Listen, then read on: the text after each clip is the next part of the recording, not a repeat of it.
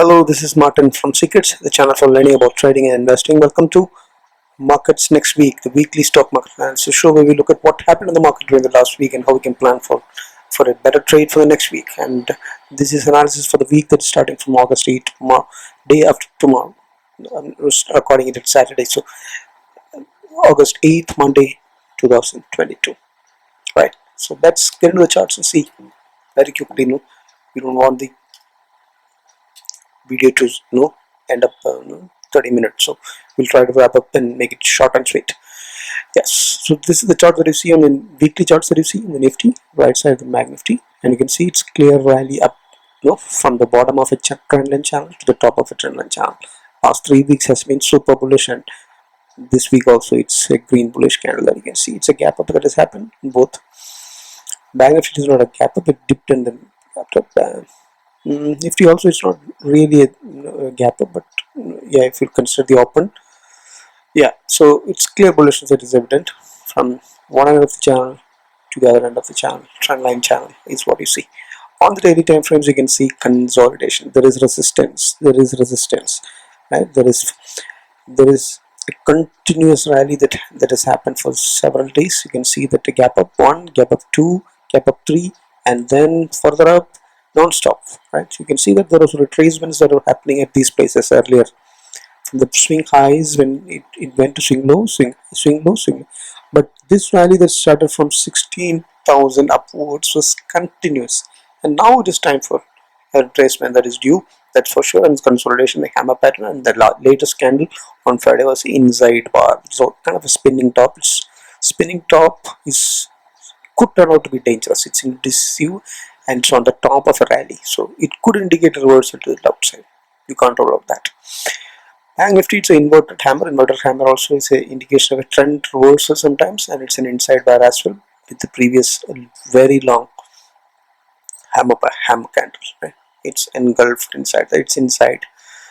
So there is some resistance and indication of a consolidation or a retracement or a big retracement. You never know what is that going out to be, but there is resistance at this zone, and is for sure. That's what the daily candles are indicating. The Bollinger Bands, you can see the price has been rising on the bands. Now it has slipped slightly down and then attempting to climb back, but volatility is expanded on both the indices. At the same prices moved out, was moving on top of the band, and now it has retraced a little bit, right? But indication of bullishness is there. On the medium term of the bands, if you see the pictures of that is not there, you can see there is some consolidation that may be indicating on the medium term.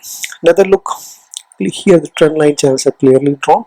You can see that this is a daily candle. You can see the previous swing highs with a flat pattern indicated there, right? For our previous swing high, and now a breach of this is very crucial because this is at the top of a trend line. Banknifty also at the top of it, exactly at the top. It's a very crucial zone. This reversal could move further down to the top, to the bottom, breaching and making a new swing low. That's possible. Banknifty also same.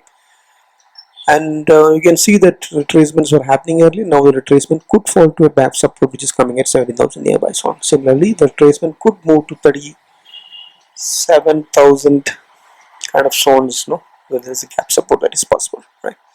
So the market cannot continuously go without any retracement. That's not possible. It has to consolidate first, or probably retrace bit and then move up. So here the retracement of 23 Fibonacci level is confluence with 200 DMA support and the gap support. That is a high possibility that 17,000 can hold back if retracement happens. Same with the case of Banknifty also.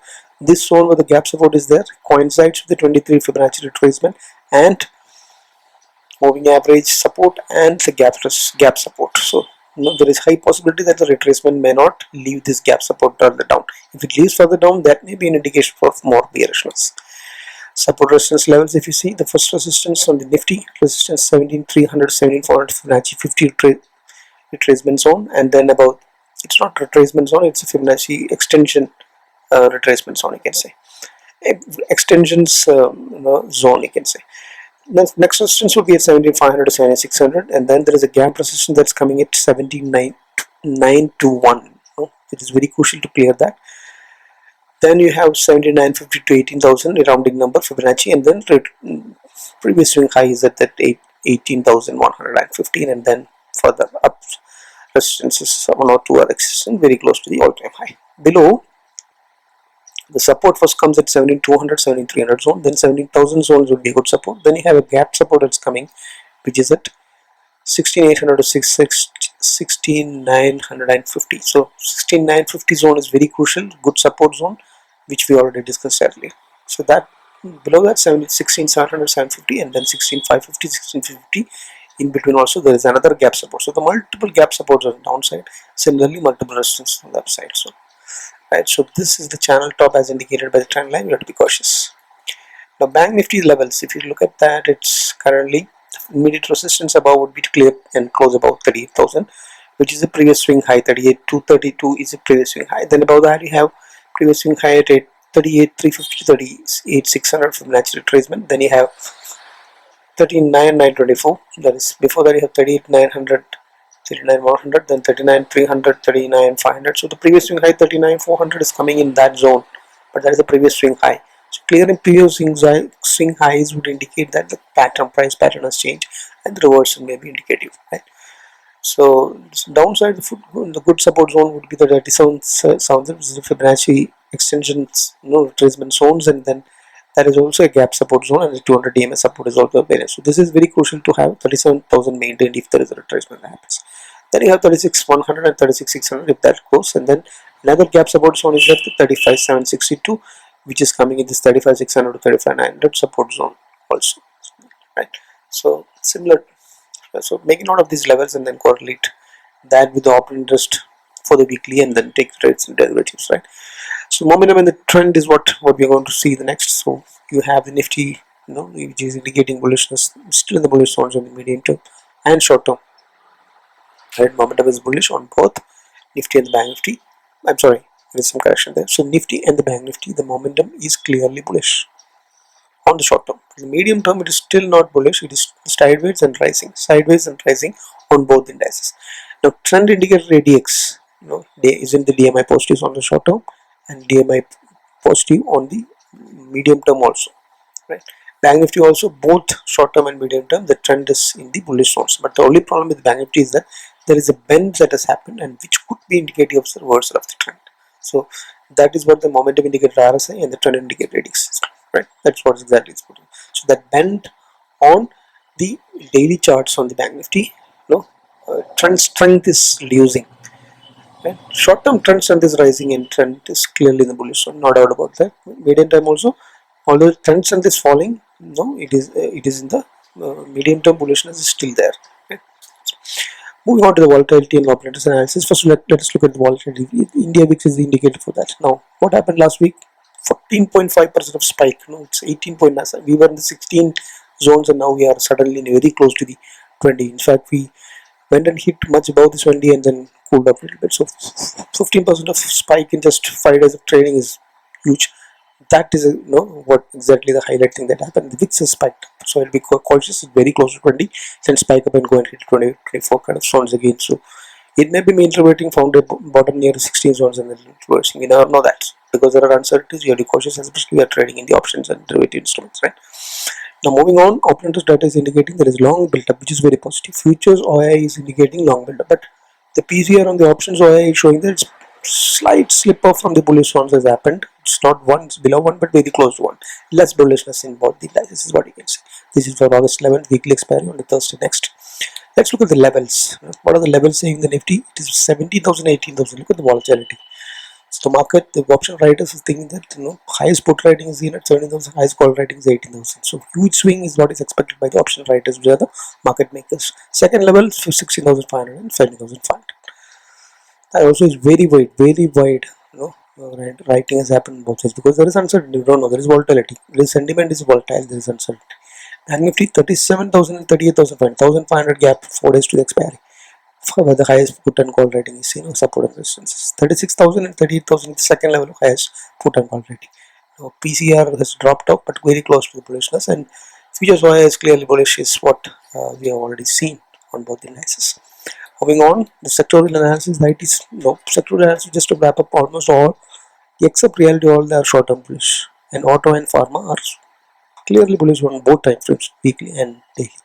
Metal and FMCG and IT and realty, they are catching up on the medium term, but short term they are fine, very close to bullishness in the short term. Right? That's what it is. So yes, across the sector, you see almost all sectors except realty moved up. Realty slipped to the momentum, also it lost 3% up in IT sector, 1.6% metal, auto 2.3, 1.2 pharma, 1% FMCG. So clear up moves happened across the sector except realty in the last week. Right. So where we had to concentrate is the strongest sectors, strongest stocks in the stronger sectors. Which are the strongest sectors? Auto and FMCG. Right. So reverse is very indicated in the IT, but it is very close to a gap resistance in the IT sector index if you see. Right. Let's quickly go through the IT sector index. If you see, it's at a gap resistance. We have to be cautious. Clearly, the reversal has happened. Momentum has climbed to support. Sideways sounds fine. Metal is back into the consolidation zone. Good reversal up move has happened there, but resistance, a lot of resistance on the upside. Right now, it's at a resistance. Momentum sideways. Auto clearly breaking out and has confirmed that. Yeah, so it's bullish on both time frames, the medium time frame charts that we are seeing. Pharma is in the process, the resistance in the upside. FMCG also bullish, breaking out, clearly seen there on the charts. Reality struggling to reverse, but some retracement that hasn't happened. It's at a resistance zone on the momentum perspective. That's the sectors and index aggregates. If you see HDFC weekly chart is what you see here. Some retracement has happened last week. Momentum is still in the sideways. Some dip has happened last week. Trend is maintained the medium term bullishness. HDFC Bank is what we talked about. HDFC is also at a resistance zone. You can see as the pullback has happened last week. Momentum is sideways on the medium term. Reliance Industries showing up more, but selling pressure is there because the candle is inverted hammer. Basically, just trying to revert back from the neckline of the cup and handle breakout, and then 3-4 weeks of up has happened. Some resistance is seen here. You'll have to keep a close watch. Momentum is sideways, not at bullish. So heavyweights, 3 major heavyweights are kind of sideways momentum on the medium term, but at supports Reliance and HDFC Bank. Moving on, IT stocks did well, but now at resistance as we saw in first, you can see there is a very tough gap resistance, very wide, and then clearing of that is crucial. Similar TCS also at the trend line channel top. Now whether it will convert as a breakout by clearing the resistance is what we have to watch out. Resistance is sideways is what is medium term, but short term it's already turned into the bullishness. The IT stocks, TCS and the Nifty. ICICI Bank is a star. It's a rounding pattern neckline, and if any breakout happens from here, it would be a good trade to take, and it's with stop loss on the neckline. Kotak Bank, as usual, has been zigzagging within these two resistance support zones, and this time it is a reversal that has happened, but there is selling pressure on the top as it nears the nearby resistance is what you see. But sideways moment is what you see on the Kotak Bank. Those are the index aggregates that we talk about. Going on to the institutional participation, 7% growth of buying has happened. First time FIs have taken over the DIs and then leading the institutional buy. So DIs are selling 1,700 last week, so which is very positive. Global markets with the US markets were flat on both indices, S&P 500 and the Dow Jones, but Nasdaq has moved up 2%. So mixed bag. So indecision is there in the US market, but it's in the reversal mode. So you can see the charts it's in the reversal mode. It's about to hit. It's just close inside the previous big candle. Good reversal attempt has happened. Now it's a crucial thing. The momentum is on the ground. The cross trend has turned to the bullish zones in the medium term. Now here also Nasdaq has cleared that resistance. S&P is yet to clear that resistance, but momentum is sideways on all three on the medium term. So we'll have to see this resistance. It's very close to a resistance is what we have to see. If it managed to break this, it may be tough to break that. If that breaks down, then it may take probably weeks or months before it does that. But if it does that, then it indicates that the bottom has already been there down here at the support zones, and then reversal may continue in the trend line channel. So that's what you have to keep a close, because every big moves that happen in the global markets, especially the US indices, will reflect on our markets. So pre-market is where we have to actually watch, but on a week to week basis, it's a flat close on the indices. Non-IT indices and Nasdaq is 2% up. Flat close on the other indices is what we can understand. Now moving on, dollar has basically what has happened to the dollar is you can see that it has spiked up, and USD INR also has closed flat. It is cooled off from the 80 levels, but still at very high levels. So the dollar hiking and the rupee weakening is a trouble that continues to be there. Crude oil has cooled off 10% further, and it is below 90, 87.75, which is good, you know, which is the only good thing that we can see. So US market flattish and near to resistance. Dollar not good, but crude is good, you know, in favor of our markets. Gold is, which is used primarily as a hedging instrument, is also attempting and facing resistance that the previous resistance from where it had slipped up and now sets a resistance zone. That's what we keep in mind. Momentum has climbed back from the bearish zones to the sideways norm. That's what we can understand. Now, gold is very slow moving and it's in the consolidation phase of a cup and handle pattern on the medium term. To stock this SSMA, as we have seen clearly, no, it's in a rounding neck now. Any breakout from here could be a trading opportunity. Momentum and trend is bullish. Price pattern also bullish. TVS motor sector is also super bullish. Momentum and trend bottom bullish on the medium and short term. And it seems to be a breakout has already happened. We'll have to, this is a pullback trade. We'll have to, don't take the trade if it further moves up. Take the trade if you get a pullback near to these previous no Fibonacci extension zones of 61, and then you take a trade with a reasonable risk reward. That's a trade, right? So 2 picks for the next week. Now this is an actionable on the Nifty in dice double dial calendar spread is what there, where we sell the immediate month options strikes call and put, and then you take the hedge positions on the next month's you basically buy it, and the risk reward the probability of profit is good. The risk reward may not be great if you keep on beyond Wednesday. You'll have to exit at 2% profit, then it should work out, and the range is very good. Is, as I continue to say, it gives the assumption is that it will not break the 17,000, it will not break the 17,800 also. So that is exactly what our charts are also saying. So that kind of range you will not get from any other strategy on a weekly basis. Monthly you may get it in other strategies, but weekly double dial calendar spreads works like miracle as long as you, and if that, as long as you exit early and don't keep on to the last moment, right? So it does the volatility benefits also. If it rolls for some reason, if there is a big dip that happens and breaches the 17,000 support zones, then we can also roll down and then adjust the positions on the opposite side of where the market is moving, right? So just to wrap up, my view is mildly bearish, because it is a bearish to sideways consolidation is what I expect, because some retracement is due and market may consolidate for some time, because a big 18%, 15 to 18% of move in Nifty and Banknifty has happened, and that is huge. So the VIX spiking up to the near to the 20 levels, put call ratio slipping off from the bullish zones, candlestick patterns, Bollinger Bands price slip off from the bands, and all this indicates there is some resistance consolidation, and that spinning term is some could be dangerous also sometimes, right? You never know. So but the thing is, long futures oil build up on Friday. Fyers turning to be buyers. Momentum and trend indicators still in the bullish zones. All these are indicators of bullish zones. So it's a mixed bag, but the precedence goes to the bearish side or consolidation side for the next week. US markets are kind of flattish, so we'll keep a close watch on that every day pre-market.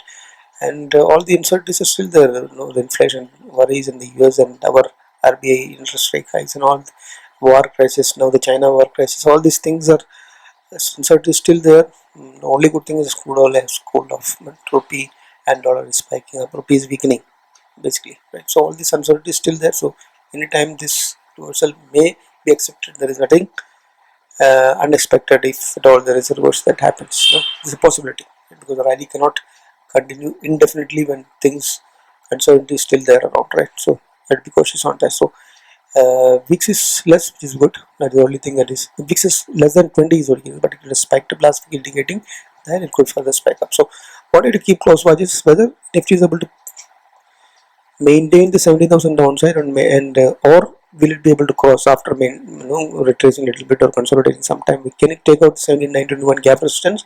Similarly, can it take out the previous swing high of 38,760 and Banknifty? These are 2 points that you will watch, right? So mild bullish, be cautiously, take neutral positions on head side.